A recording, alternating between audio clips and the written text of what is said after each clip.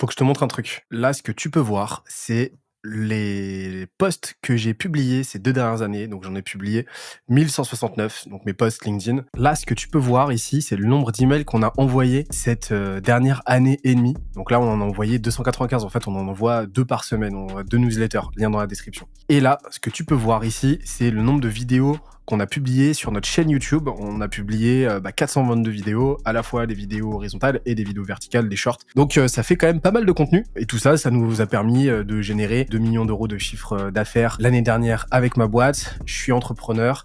Ma boîte s'appelle Scalesia. On aide les boîtes qui font minimum 10 000 euros de chiffre d'affaires par mois, boîte B2B, à grossir. Je m'appelle Benoît. Et l'objectif aujourd'hui, ça va être de t'expliquer un petit peu comment tu peux devenir toi-même aussi productif et surtout créatif, parce que c'est le sujet de la vidéo. On va parler de créativité. J'ai pas toujours été hyper actif, hyper créatif. Cette créativité-là repose sur un système. Ce système, je vais te le transmettre aujourd'hui. Je vais te donner plusieurs outils, plusieurs concepts, plusieurs frameworks que tu vas pouvoir utiliser au quotidien. Et à la fin, on terminera par 4 outils IA ou non, mais qui vont te permettre de décupler ta productivité. On est parti. Donc le premier truc dont il faut qu'on parle, c'est de faire la différence entre 2 grands types de créativité. Parce que quand on parle de créativité, on sait pas trop de quoi on parle. La créativité, c'est super simple. C'est tout simplement le fait d'associer 2 idées disparates pour en faire une nouvelle idée, un nouveau concept, quelque chose d'exploitable. Donc la créativité, par essence, c'est ça. Un musicien va assembler des notes entre elles, des notes disparates, pour en faire une association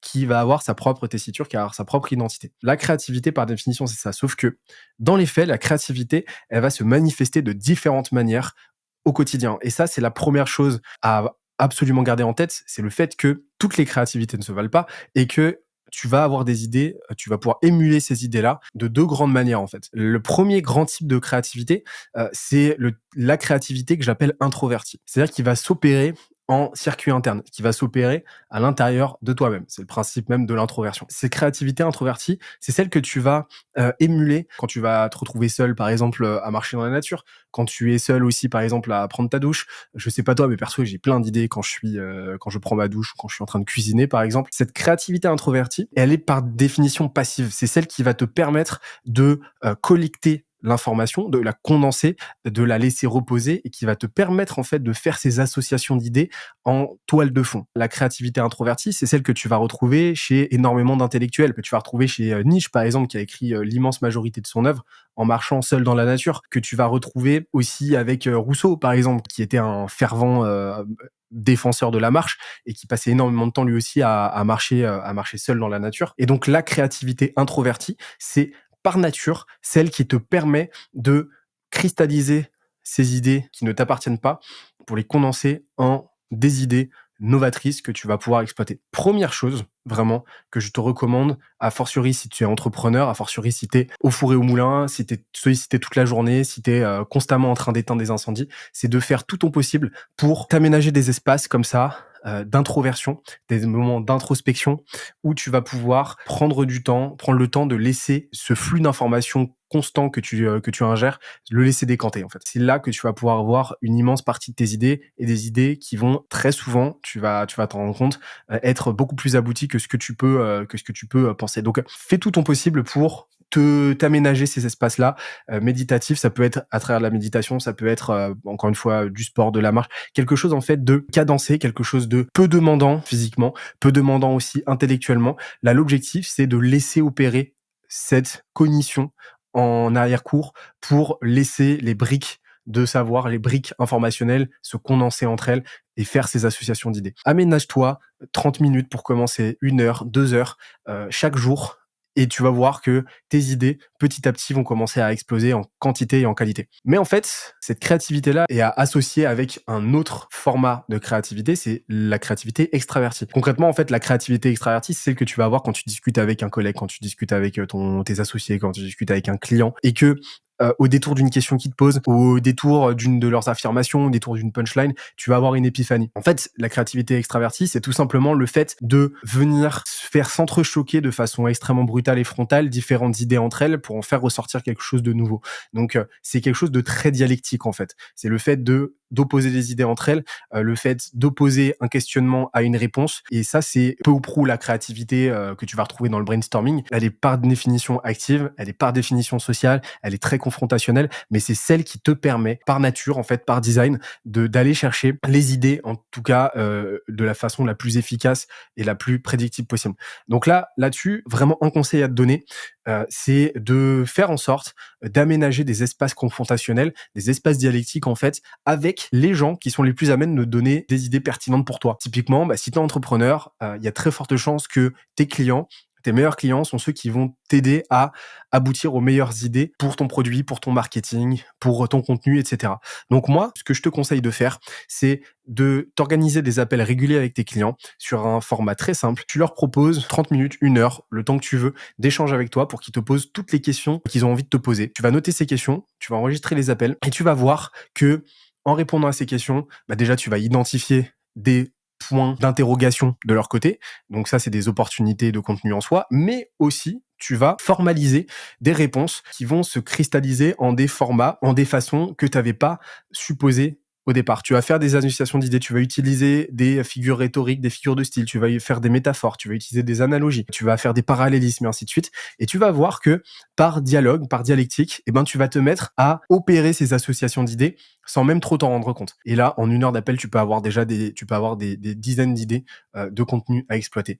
Et chaque métaphore que tu vas utiliser, chaque figure de style, chaque élément de réponse va constituer un contenu en puissance. Il y a quelque chose qui tourne en toile de fond aussi, quelque chose en tout cas que j'ai pas abordé mais qui s'impose de lui-même en filigrane, c'est le fait de noter toutes tes idées. Quelqu'un de créatif, c'est quelqu'un qui, à l'instar d'un Orelsan par exemple, qui passe sa journée à prendre des notes, qui a un système de prise de notes qui est à la fois systématique, donc prise de notes systématique, on ne laisse rien de côté, et qui en même temps va être facile d'accès, facile à opérer. Utilise tes notes iPhone, utilise un calepin, quelque chose de très facile d'accès, qui te demande très peu de charge, avec très peu de friction en fait, et qui te permet de noter la moindre bribe d'idées que tu as. La créativité, c'est un muscle qui s'hypertrophie, qui s'atrophie à mesure que tu l'entraînes ou que tu le délaisses, et qui est très susceptible. En gros, il s'atrophie très très vite. Si tu prends cette habitude de délaisser ta créativité, de ne pas écouter tes idées, tu vas te rendre compte que petit à petit, tes idées te viendront de moins en moins nombreuses, de moins en moins nettes, et ce sera très compliqué. À l'inverse, et parce que c'est une vraie compétence en fait de formaliser sa créativité, tu vas te rendre compte que plus tu notes tes idées, plus tu les formalises et plus ce sera facile pour toi de venir faire naître, aboutir les idées suivantes. Donc c'est vraiment un flux constant, donc prise de notes fondamentale. Hey, c'est Benoît, j'interromps la vidéo 30 petites secondes pour parler d'un truc qui va te plaire. Tu le sais, notre métier, c'est la croissance. C'est pourquoi on se renseigne énormément, on produit énormément de contenu, autant de contenu dont on n'aura pas vocation à parler sur cette chaîne. C'est pourquoi depuis 3 ans maintenant, on a une newsletter qui envoie 2 fois par semaine aux gens qui sont inscrits l'essentiel à savoir pour faire grossir sa boîte. C'est pas une énième newsletter un peu bullshit. On se donne beaucoup de mal pour apporter autant de concret que possible. Je te parle de prompts ChatGPT inédits, de notre propre création. Je te parle d'outils IA dont on fait la curation. Je te parle de micro-cours qu'on produit nous-mêmes qui t'apporteront concrètement des stratégies pour faire grossir ta boîte. Bref, ça se passe dans la description. Les retours sont franchement assez unanimes. On est déjà plus de 80 000 donc ça sera un plaisir de te compter parmi nous. On reprend la vidéo. Le deuxième outil que je te recommande, et ça c'est des outils que j'utilise moi au quotidien, c'est des principes qui ont fait en fait la créativité que j'ai aujourd'hui, ce que j'appelle les 3 C. Comme on l'a vu, la créativité c'est tout simplement créer, c'est faire du neuf avec du vieux. Tu prends des trucs vieux, tu les entrechoques et tu vas aboutir à quelque chose de nouveau. L'innovation se fait comme ça. Les 3 C c'est simple. C'est 3 étapes que tu vas pouvoir faire quotidiennement, hebdomadairement, c'est toi qui vois. Encore une fois, le plus fréquent, le plus régulier, le plus rigoureux, le mieux. Premièrement, tu vas consommer un maximum de contenu à travers différents biais. Tu vas scroller sur LinkedIn, tu vas t'abonner aux bonnes personnes en lien avec ta thématique ou pas. Mais en tout cas, tu vas faire en sorte de t'échafauder une ligne de consommation de contenu saine et pertinente. Donc, tu vas t'abreuver de contenu de qualité. Ça peut être du contenu en ligne sur les réseaux sociaux qui sont par définition le nec plus ultra de la créativité humaine, dans le bon sens comme dans le moins bon. Tu vas t'abonner à de bons blogs, à de bonnes newsletters. Tu vas lire aussi un maximum de livres. Tu peux aussi consommer de l'art, du cinéma, des séries, et ainsi de suite. En gros, tu vas faire en sorte de peupler ton quotidien avec du contenu de qualité, une exposition à de l'information, à du savoir, à des idées de qualité. Deuxièmement, en fait, tu vas curate, tu vas faire la sélection des meilleurs contenus auxquels tu te retrouves exposé, des meilleures idées, celles qui t'ont surpris, celles qui t'ont fait avancer, et tu vas tout simplement les réunir à un seul et même endroit. on revient à cette idée de prise de notes systématique. Donc tu vas faire cette curation-là. Tu vas en fait venir nourrir ton corpus constamment d'idées auxquelles tu vas pouvoir t'exposer régulièrement, donc te replonger dans tes notes et ainsi de suite. Et enfin, dernière étape, eh ben, tu vas en prendre régulièrement, tu vas aller te plonger dans ces notes-là, tu vas récupérer les idées qui t'inspirent à l'instant T, tu vas les compléter en ajoutant tes propres axes de réflexion. Donc ça peut être mélanger deux idées entre elles, ça peut être en récupérer une et te la réapproprier. Typiquement, un streamer qui va faire du React crée son propre contenu à partir d'un contenu existant. Tu peux faire exactement la même chose. Tu vas réagir à un fait d'actualité. Par exemple, il y a quelques mois, j'avais fait un post sur Booba à l'époque où il était intervenu sur France 2 pour l'histoire des influx voleurs. Je m'étais réapproprié une actualité pour en faire mon propre contenu.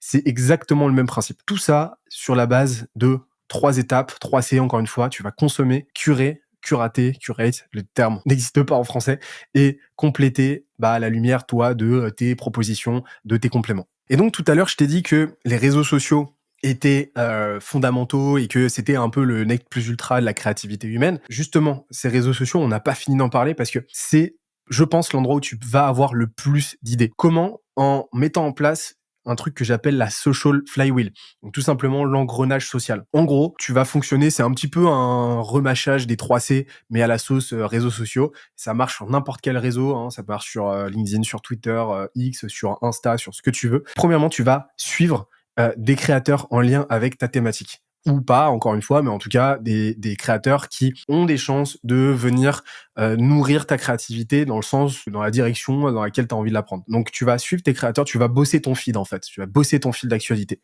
pour te retrouver exposé à des idées, encore une fois, qualitatives. Ensuite, ce que tu vas faire, c'est que une fois que ton feed est constitué, tu vas faire en sorte de commenter 5 à 10 contenus par jour avec un objectif qui est que ces commentaires doivent, dans l'absolu, se suffire à eux-mêmes. C'est-à-dire qu'ils doivent apporter de la valeur, ils doivent apporter quelque chose, en fait, en plus par rapport à la publication sous laquelle ils se trouvent. Prendre le temps d'apporter quelque chose, d'apporter un complément d'information, un complément d'analyse, ne pas simplement commenter pour dire ouais, trop bien, bravo, merci. Non, ça sert à pas grand-chose finalement, en tout cas dans l'exercice qui est le nôtre ici. Donc l'objectif là, ça va vraiment être de venir t'exposer par dialectique, et on en revient à cette idée là de dialectique et de créativité extravertie, de venir émuler en fait une discussion tout simplement parasociale avec le créateur en question pour venir confronter des idées et en faire naître quelque chose. Donc tu vas venir commenter ces contenus-là et tu vas voir en fait que en venant commenter, en prenant le temps d'échafauder une réflexion, une opinion,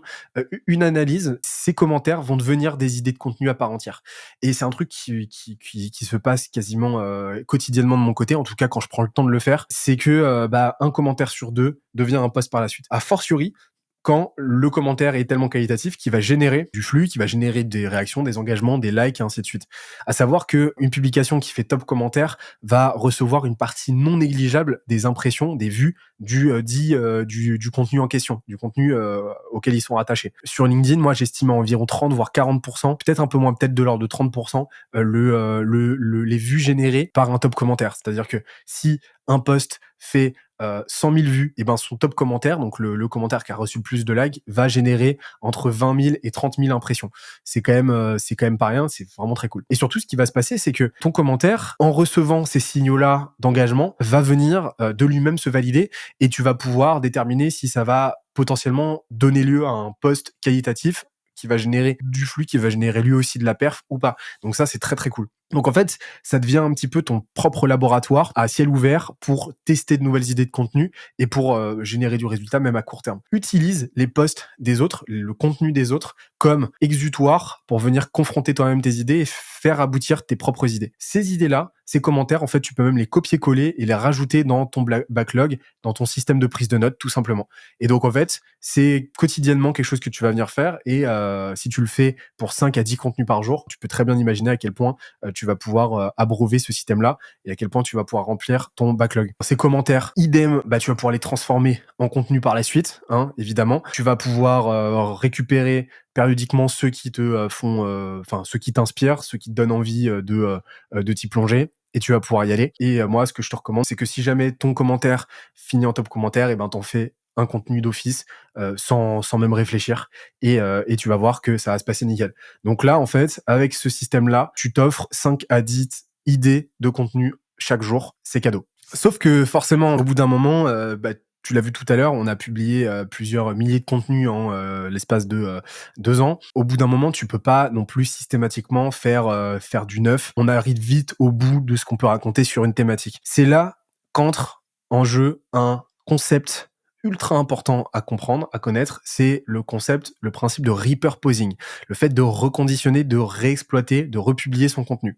Sauf qu'il y a il y a différentes manières de le faire et ça demande un petit peu de travail, un petit peu de connaissance, un peu de maîtrise en fait. Pour ça, je te propose le quatrième outil, le quatrième framework du jour que j'appelle les 5 R. Donc ça, c'est quelque chose là aussi que j'ai développé, que je te livre aujourd'hui. C'est tout simplement les 5 axes, les 5 façons de repurposer un contenu de façon qualitative. Le repurposing, c'est même pas seulement une republication, c'est vraiment une revalorisation d'un contenu publié par le passé. Tu as 5 façons de le faire. Premièrement, tu peux le republier tel quel. C'est-à-dire qu'au bout d'un moment, une audience, a fortiori sur des plateformes où le contenu est écrit, l'audience va oublier, pour 99% des gens qui la constituent, le contenu. Tu peux être à peu près sûr que ton post, a fortiori si ton post a marché dans la moyenne de tes posts, tu peux être sûr que l'immense majorité des gens l'auront oublié dans 4 à 6 mois. Donc tu peux très bien le republier tel quel. C'est quelque chose qui se fait, c'est quelque chose qui marche très bien et souvent un post qui a marché marchera dans les mêmes ordres de grandeur si tu le republies 2, 3, 4 fois. Deuxième max, tu peux reformuler un contenu. Par exemple, si tu as fait partager un tutoriel, tu vas pouvoir partager une anecdote qui va illustrer le truc ou simplement le paraphraser, retravailler la forme en fait sans toucher au fond. Tu peux aussi à l'inverse le reformater. Par exemple, un texte, tu vas pouvoir le transformer en carrousel. Un carrousel, tu vas pouvoir le transformer en texte ou tu vas pouvoir le transformer en infographie. Là, typiquement, le contenu que je suis en train de te montrer ici, je vais pouvoir en faire très facilement un carrousel. Je vais pouvoir en faire un contenu spécifique pour chacune des parties que je te présente. Je vais pouvoir aussi en faire un article de blog. Je vais pouvoir en faire un cours pour ma newsletter. Je vais pouvoir en faire un podcast. Là, je suis en train d'en faire une vidéo. Demain, je vais pouvoir en faire un post LinkedIn et ainsi de suite. Donc, tu vois, le principe de reformatting, c'est celui-ci. Mais je t'ai aussi parlé du fait de publier un post spécifique pour chacune des parties d'un post un petit peu plus conséquent. Là, c'est le quatrième R, c'est la ramification. En fait, tu vas tout simplement zoomer. Là, je t'ai partagé 5 frameworks, 5 façons d'augmenter ta créativité. Demain, je pourrais en faire une vidéo, un post LinkedIn, un contenu en fait complet spécifiquement sur une de ces 5 parties, voire même sur chacune de ces 5 parties. Ça, c'est le principe de ramification et c'est comme ça que tu peux transformer un contenu en X contenu sans trop t'embêter. Et dernièrement, tu vas rassembler. Donc en fait, tu vas prendre différents contenus liés à une même thématique, à un même sujet fleuve, et tu vas en faire un gros contenu, tout simplement. Donc, je vais pouvoir, par exemple, demain, si je veux, condenser tous mes posts sur la prospection et en faire un giga contenu que je vais pouvoir revaloriser par la suite. Ça fonctionne extrêmement bien. Comment opérer le truc? Il y a un petit cheminement décisionnel en fait que moi j'utilise, qui est tout simplement, déjà dans un premier temps de publier, ok, parce que c'est fondamental, d'attendre quelques mois. Donc moi j'attends 4 à 6 mois en fait en général, le temps que le contenu fasse sa vie et que les gens l'aient oublié. Et là je vais l'évaluer à l'aune des performances, de ses performances en fait, donc de ce qu'il a généré. En dessous d'un certain seuil de performance, donc en dessous de ma moyenne de likes ou de leads générés, je le mets de côté, sauf si vraiment c'est un contenu, et ça c'est l'exception, c'est vraiment un contenu qui me tient à cœur, qui me fait kiffer. Sinon je les mets de côté en fait. Deuxièmement, ça va être, est-ce que ce contenu m'a aidé à générer du lead, à générer des ventes de façon directe? Est-ce que le jour où je l'ai publié, j'ai observé une hausse de mes demandes entrantes sur mon site ou sur le réseau social sur lequel je l'ai publié, tout simplement? Si oui, je le repurpose. Et dernièrement, est-ce que mon contenu a généré un niveau de reach intéressant, c'est-à-dire est-ce qu'il a généré des perfs en termes de visibilité, en termes d'engagement pertinentes selon moi? Et en fait, moi, c'est tout simple. Est-ce que j'ai généré plus que ma moyenne de likes? Si oui, je repurpose. Sinon, je repurpose pas et ça part en no-go. Donc, c'est une boucle, en fait, continue. Et ce qui va se passer, c'est qu'au fur et à mesure, l'engrenage va faire en sorte que tu ne republies que du contenu de plus en plus qualitatif parce que à chaque fois, tu t'astreins à cette obligation que ton contenu performe au-delà de ta moyenne de like actuelle, ce qui va faire que ta moyenne de like va tendanciellement augmenter et c'est trop bien. Forcément, je sais que tu veux des outils et j'en ai pour toi, des outils concrets.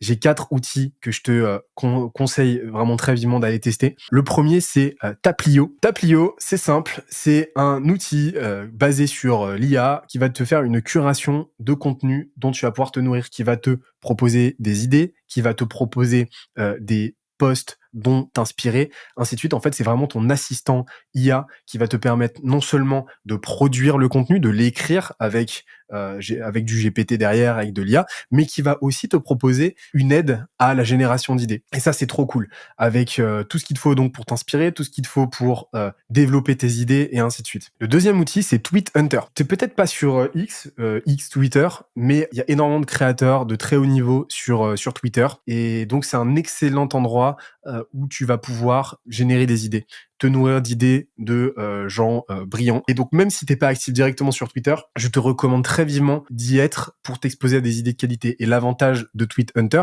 c'est que lui va faire ce travail-là de condensation, de curation à ta place pour pas que t'aies à subir les 95% de contenu vraiment pas fou sur Twitter. Le troisième outil que je voudrais te recommander, c'est Answer Socrate. C'est un banger, vraiment. Il est gratuit, il est extrêmement puissant. Tu vas tout simplement lui suggérer un mot-clé. Donc, on va mettre, par exemple, grosse marketing en France, en langue française, bim.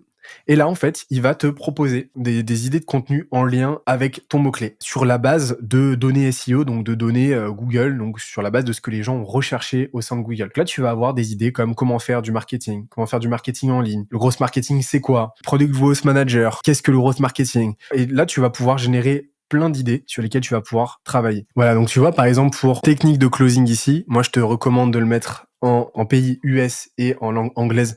Comme ça, tu as le maximum de données disponibles sur lesquelles travailler. Et donc là, tu vas avoir plein d'idées. Donc, par exemple, quelles sont les 5 meilleures techniques de closing, 4 types de techniques de closing, et ainsi de suite. Forcément, il y a à boire et à manger, il y a un tri à faire, mais ça va pouvoir t'aider sur la base d'une thématique, ça va pouvoir t'aider à étoffer et à venir te nourrir de tout ça. Et le dernier outil dont j'aimerais te parler, c'est vidIQ. C'est tout simplement l'équivalent d'un Tweet Hunter ou d'un Taplio, mais pour YouTube. À savoir que même si tu crées pas de contenu sur YouTube, tu as tout à gagner à utiliser des outils de ce genre, en fait, parce que leur objectif, c'est de te donner le plus d'idées possible pour que tu publies le plus de contenu possible, pour que eux derrière puissent te vendre de l'abonnement. Et donc, ils ont toute une suite d'outils, toute une suite de fonctionnalités au sein de la plateforme qui vont te suggérer des idées, qui vont te suggérer des angles et ainsi de suite. Donc, c'est un outil exceptionnel que je te recommande d'essayer. Avec tout ça, normalement, t'es paré. Et si le sujet du contenu